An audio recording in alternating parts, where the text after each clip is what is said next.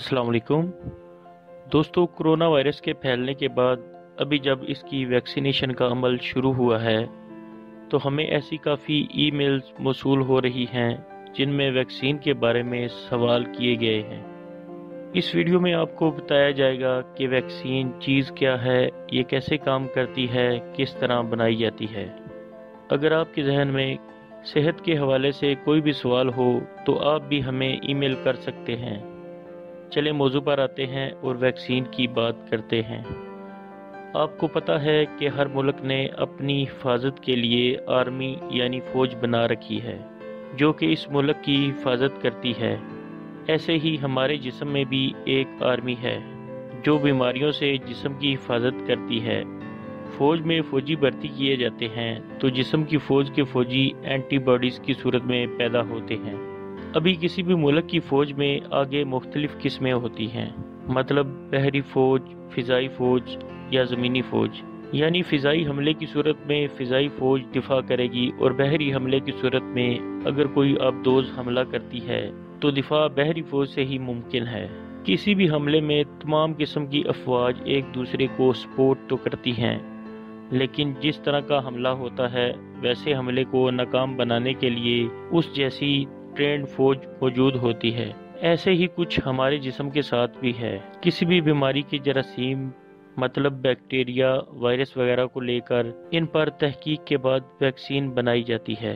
अभी इस वैक्सीन में जरासीम को मुर्दा हालत, नीम मुर्दा या उसका कुछ हिस्सा शामिल किया जाता है या ऐसे बनाई जाती है कि वो इस जरासीम के खिलाफ मौसर हो।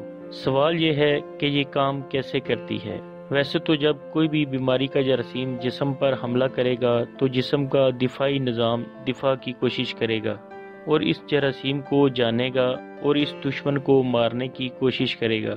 होता यह है कि जिस्म में अपनी एंटीबॉडीज़ यानी फौज पैदा होती है। ये एंटीबॉडीज़ बीमारी के जरासीम को गैर मौसर करते हैं या मार देते हैं। लेकिन कुछ बीमारियों के जरासीम मजबूत होते हैं, इम्यूनिटी सिस्टम इनको गैर मौसर करने में नाकाम होता है और बीमारी के असरात ज़ाहिर होते हैं। समझ लें एक आम फौजी का मुकाबला एक मजबूत कमांडो से हो जाता है। अभी अगर आपके पास पहले से कोई कमांडो मौजूद हो जो कि इस हमले करने वाले कमांडो की कमज़ोरियां जानता हो तो वो इसको आसानी से हरा देगा और वैक्सीन यही काम करती है। जब वैक्सीन की सूरत में किसी बीमारी के मुर्दा या नीम मुर्दा जरासीम जिस्म में दाखिल किए जाते हैं तो जिस्म का इम्यूनिटी सिस्टम मुतहरक हो जाता है और इस आने वाले कमज़ोर दुश्मन को पहचानता है कि ये कैसा है और क्या क्या खराबियाँ कर सकता है और इसका हल क्या किया जाए। और अपनी इस तहकीक के बाद जिस्म में ऐसे फौजी पैदा होते हैं जो इन जरासीमों के खिलाफ दिफा के लिए होते हैं। अभी अगर अगली दफ़ा कभी ऐसा कोई सेहतमंद जरासीम जिस्म में दाखिल हो भी जाए तो ये फौजी उससे पूरी तरह वाकफियत होने की वजह से इसको हावी नहीं होने देते। लेकिन अगर किसी मुल्क में कोई नई किस्म का हमला हो जाए जिसकी ट्रेनिंग फौज ने ले ना रखी हो तो अफरा तफरी पैदा हो जाएगी।